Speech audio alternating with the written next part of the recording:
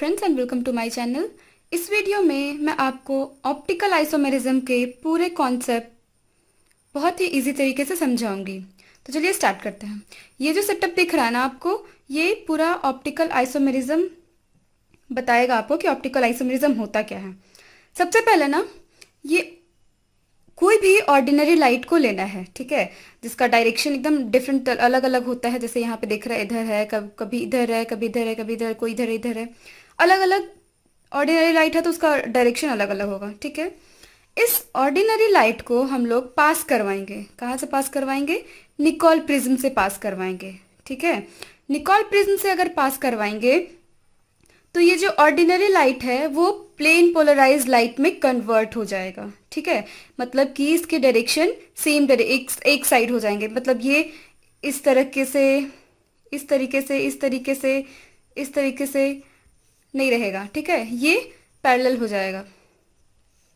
और जो Nicol prism होता है ना, वो बना होता है कैल्साइट CaCO3 से, ठीक है। जब ऑर्डिनरी लाइट को हम लोग निकोल प्रिज्म से पास करवाते हैं तो ये ऑर्डिनरी लाइट को कन्वर्ट करता है, प्लेन पोलराइज लाइट में कन्वर्ट करता है, ठीक है। उसके बाद जब हम प्लेन पोलराइज लाइट को ऑर्गेनिक कंपाउंड के थ्रू अगर पास करवाएंगे तो जो ऑप्टिकली एक्टिव कंपाउंड होगा, दो टाइप्स के कंपाउंड होते हैं, ठीक है, एक ऑप्टिकली एक्टिव कंपाउंड होगा और एक ऑप्टिकली इनएक्टिव कंपाउंड होगा, ठीक है। जो ऑप्टिकली एक्टिव कंपाउंड होगा ना, वो ऑप्टिकल आइसोमेरिज्म शो करेगा, ठीक है। और जो ऑप्टिकली इनएक्टिव कंपाउंड होगा वो कोई आइसोमेरिज्म शो नहीं करेगा। ये जो ऑप्टिकली एक्टिव कंपाउंड है ना, वो करता क्या है कि प्लेन पोलराइज लाइट को दो डायरेक्शन में रोटेट करता है। एक एंटी क्लॉकवाइज डायरेक्शन में रोटेट करता है और एक क्लॉकवाइज डायरेक्शन में रोटेट करता है। जो क्लॉकवाइज डायरेक्शन में रोटेट करता है उसको डी फॉर्म बोलते हैं, और जो एंटी क्लॉकवाइज में डायरेक्शन में अगर रोटेट करता है उसको एल फॉर्म बोलते हैं, ठीक है। ये हमारा ऑप्टिकल आइसोमेरिज्म का कॉन्सेप्ट था।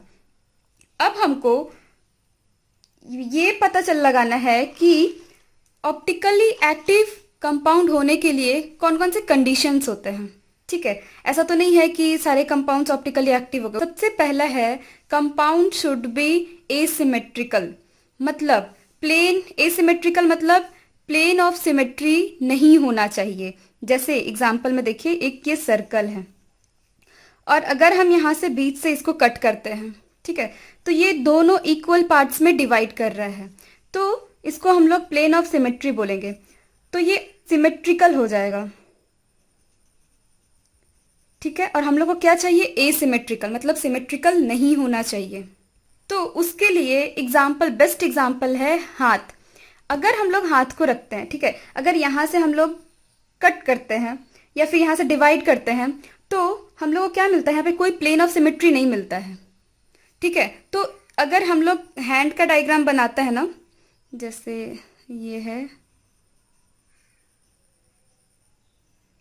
तो यहाँ पे हम लोग को कोई प्लेन ऑफ सिमेट्री नहीं मिलता है, ठीक है। तो ये हमारा हो जाएगा एसिमेट्रिकल।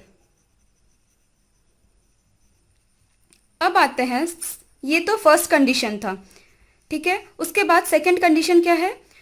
सेकंड कंडीशन बोलता है कि मिरर इमेज होना चाहिए। मिरर इमेज होना चाहिए बट नॉन सुपर इम्पॉसिबल होना चाहिए, जिसको हम लोग एनांशियोमर्स बोलते हैं, ठीक है। एग्जाम्पल से समझते हैं इसको। जैसे ये सर्कल है, यहाँ पे मिरर रखते हैं, अगर इसका मिरर इमेज बनेगा, ऐसा बनेगा, ठीक है। तो हम लोग देखेंगे कि अगर इसको हम लोग यहाँ उठा करके इस पे प्लेस करते हैं, इस सर्कल को उठा करके इस सर्कल पे प्लेस करते हैं, तो वो कंप्लीटली सुपर इम्पोज कर जाएगा, मतलब एक दूसरे को ढक देगा वो। तो ये हो जाएगा, मिरर इमेज तो है बट ये सुपर इम्पोजिबल मिरर इमेज है, ठीक है। लेकिन हम लोग को चाहिए क्या? Non super imposable. तो इसका बेस्ट एग्जाम्पल है, जैसे ये एल है, ठीक है, और ये हमारा मिरर है, ठीक है। तो जब एल है तो इसका मिरर इमेज कैसा बनेगा? ऐसा। तो आप ये देखिए, मिरर इमेज तो बना, ठीक है। अगर हम लोग इसको यहां से उठा करके यहां पे रखते हैं तो ये एक दूसरे को कवर नहीं करेगा, एक दूसरे को ढकेगा नहीं, ठीक है। तो इसको हम लोग बोलेंगे non super impossible mirror image, ठीक है। समझ में आया? और एक एग्जाम्पल से मैं समझाती हूँ उसको। जैसे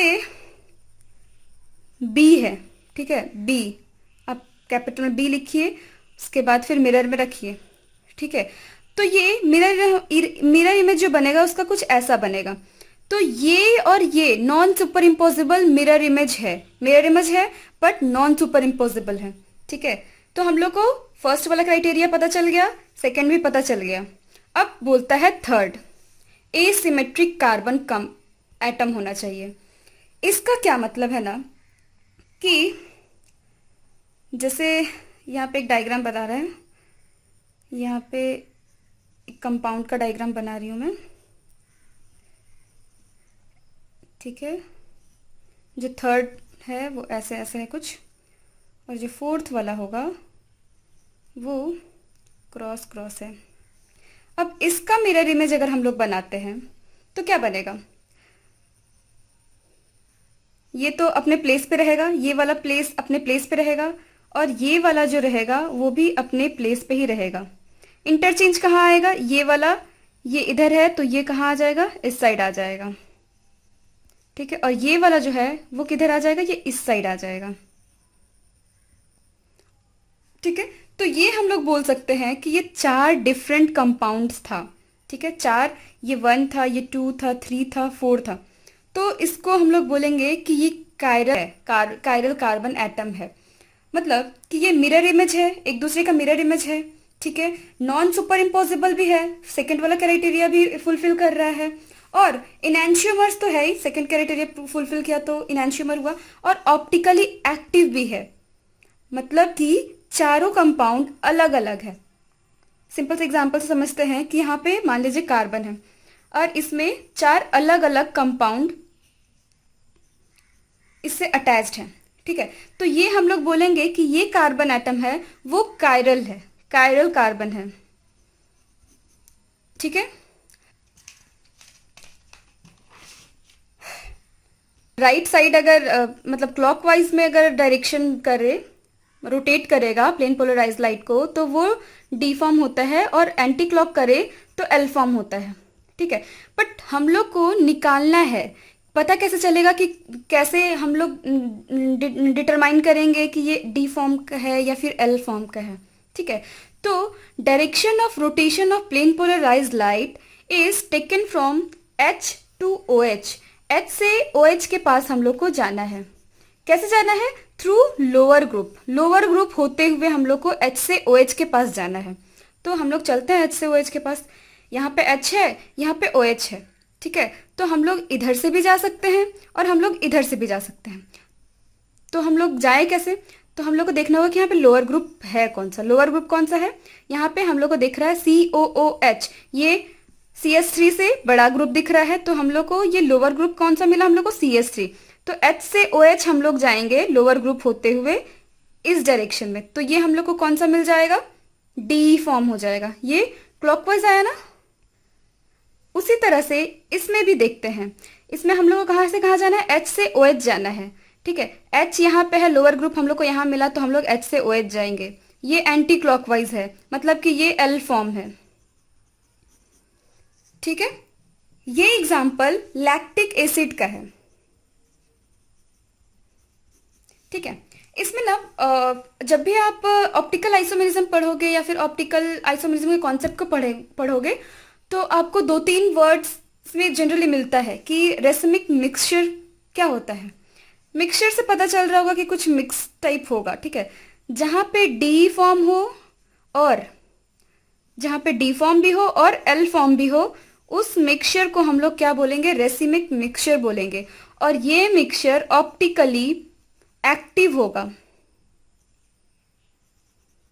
ऑप्टिकली एक्टिव होगा। ये जो रेसिमिक मिक्सचर होगा वो हमेशा ऑप्टिकली एक्टिव होगा, और ये डी और एल फॉर्म दोनों का मिक्सचर होगा। एक वर्ड आपको और भी मिलेगा, क्या, रिजोल्यूशन। रिजोल्यूशन का मतलब साफ पता चल रहा है कि अलग करना, रिजॉल्व करना है एक दूसरे से, ठीक है।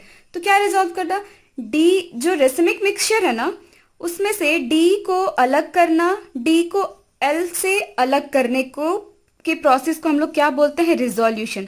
ये 3 तरीके से किए जा सकते हैं, फिजिकल भी, केमिकली भी और बायोलॉजिकली भी। पर जो सबसे बेस्ट तरीका होता है ना, वो केमिकल मेथड से जो किया जाता है वो सबसे बेस्ट तरीका होता है।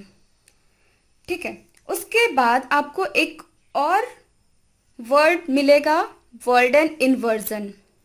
वर्डन इन्वर्जन, इसको आप अच्छे से समझिए।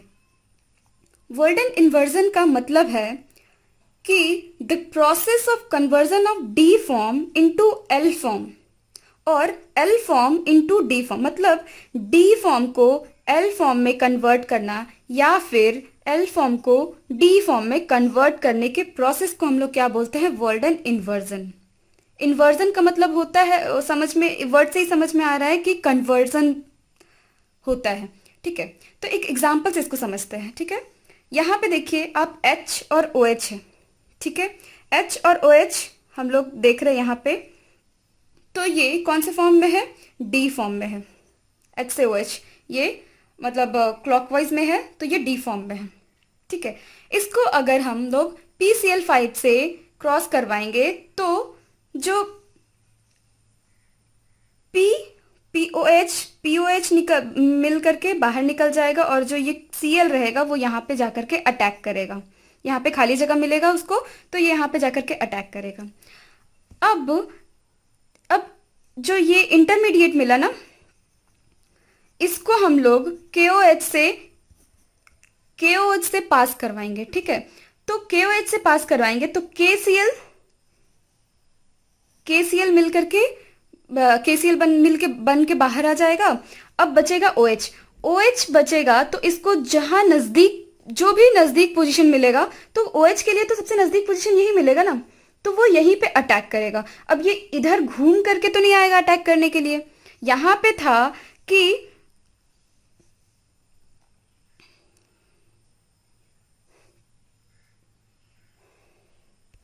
यहाँ पे इसको खाली जगह मिल गया था, पीओएच बन के अगर बाहर निकल गया तो इसको क्लोरीन को यहीं पे अटैक करना था, बट यहाँ पे कुछ वैसा है नहीं, वो तो कंप्लीट बाहर हो गया। ठीक है, तो इसको जहां नजदीक मिलेगा वो वहां जाके अटैक करेगा। तो फिर अब जब यहाँ पे हम लोग देखेंगे कि H से OH डायरेक्शन ऑपोजिट हो जाता है, तो ये कौन सा फॉर्म हो जाता है, एल फॉर्म में आ जाता है हमारा। देखिए वर्ड इन्वर्जन क्या हो गया ना, डी फॉर्म को हम लोग किस में कन्वर्ट किए, एल फॉर्म में। अब एक आपको ये आपको एक और वर्ड मिलेगा, रिटेंशन। रिटेंशन का मतलब होता है, मतलब जैसे होता है ना, हम लोग मतलब समझिए कि डिटरमाइंड होना, मतलब कि एक जगह पे अड़े रहना। डी फॉर्म को डी फॉर्म में ही रखना और एल को एल फॉर्म में ही रखना, इसको हम लोग बोलते हैं रिटेंशन। ठीक है, तो आई होप आपको ये वीडियो अच्छा लगे। अगर अच्छा लगे तो प्लीज़ मेरे चैनल को लाइक, शेयर एंड सब्सक्राइब कर दीजिएगा।